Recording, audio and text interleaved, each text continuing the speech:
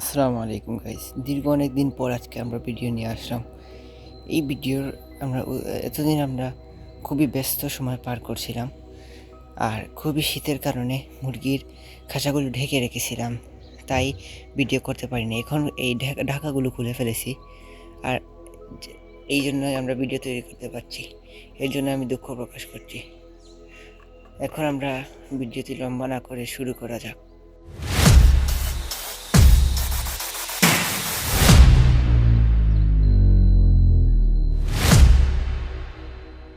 আমাদের ভিডিওর মূল লক্ষ্যই হলো আজকের যে মুরগির ঠান্ডা লাগলে মুরগির কী করণীয়। আমাদের মুরগির এই যে শীতের সময়টা চলে গেল, এই সময়ের ভিতরে প্রায় 3 থেকে 4 বার ঠান্ডা লেগেছে। এই ঠান্ডা লাগার পর আমরা কী পদক্ষেপ নিলাম এবং কিভাবে আমরা বুঝলাম মুরগির ঠান্ডা লেগেছে, তা নিয়ে আজকের ভিডিও। তো আসুন আমাদের মুরগিকে দেখিয়ে শুরু করা যাক কীভাবে মুরগির ঠান্ডার চিকিৎসা করা যেতে পারে। ফার্স্ট অফ অল যে বিষয়টি লক্ষ্য করা যায় যে মুরগি যে সময় ঠান্ডা লাগে সেই সময় মুরগি এক জায়গায় ঝিম ধরে বসে থাকে। আমাদের মুরগি একভাবে ঝিম ধরে বসেছিল প্রায় অনেক সময়। তারপর আমি বুঝতে পারি যে মুরগি ঠান্ডা লেগে যায়। আর এই ঠান্ডা লাগার মূল কারণই হচ্ছে ওয়েদার। দেখতে পাচ্ছেন আজকে ফেব্রুয়ারি মাসের 11 তারিখ, আজকেই দেখতে পাচ্ছেন কী ঠান্ডা পড়েছে। এতদিন তো বলাই যায় না কী ঠান্ডা পড়েছিল। এই ঠান্ডার জন্য আমরা প্রথমেই আমাদের মুরগিকে প্রাকৃতিকভাবে চিকিৎসা করেছিলাম। প্রাকৃতিক চিকিৎসাটাই সবথেকে মুরগিকে প্রয়োগ করলে ভালো হয়, কারণ রাসায়নিক যে ঔষধগুলো আমরা ব্যবহার করি এগুলোর ফলে মুরগির গড় আয়ু কমে যায়।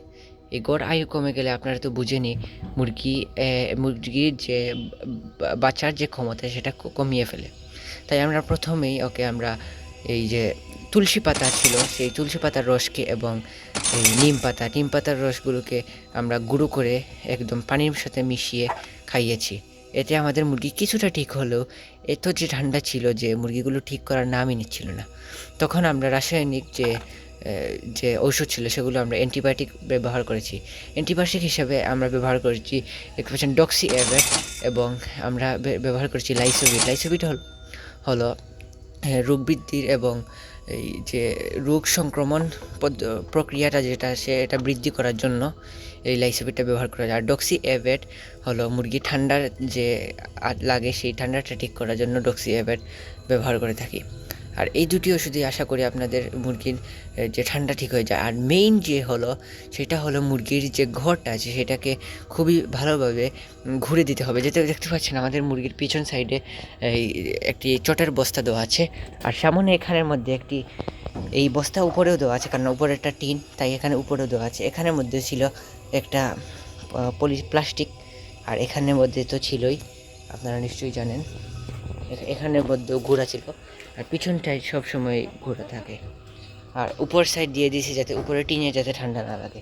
আর দরজা সবগুলোই আমাদের নিচেও দেওয়া ছিল, যাতে আমাদের নিচে ফাঁক রয়েছে এগুলো দিয়ে ঠান্ডা প্রবেশ করে, তাই আমরা নিচেও একটি বস্তা ব্যবহার করেছিলাম। এখানে আমরা পাটের বস্তা ব্যবহার করি নাই, এখানে চারিদিকে আমরা ব্যবহার করেছি প্লাস্টিকের বস্তা। আর পিছন সাইডে ব্যবহার করেছি আমরা পাটের বস্তা, কারণ পিছন সাইডে দিয়ে ওর যে শ্বাস যে আসার যাওয়ার যে ব্যবস্থা এটা ভালো থাকার জন্য। আর মেইনলি আমরা লাগিয়েছি 2টা লাইট, এখানে 100 ওয়াটের, এখানে একটা 25 ওয়াটের। এখানে আরেকটি ছিল এই সকেটের মধ্যে লাগানো ছিল, সেটা হলো 200 ওয়াটের, যাতে ঠান্ডার সময়, আর দেখতে পাচ্ছি আমরা রেগুলেটর লাগিয়ে ফেলেছি। দেখতে পাচ্ছি আমরা একদম কমাতেও পারছি বাড়াতেও পারছি, যাতে মুরগির যে তাপ যেটা এটা একদম ঠিকভাবে রাখা যায়।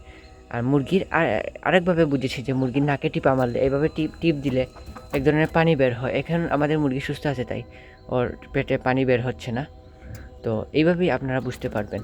আশা করি আমাদের এই ভিডিওটি আজকে আপনাদের ভালো লেগেছে, আর ভালো লাগলে আমাদের চ্যানেলটি সাবস্ক্রাইব করবেন।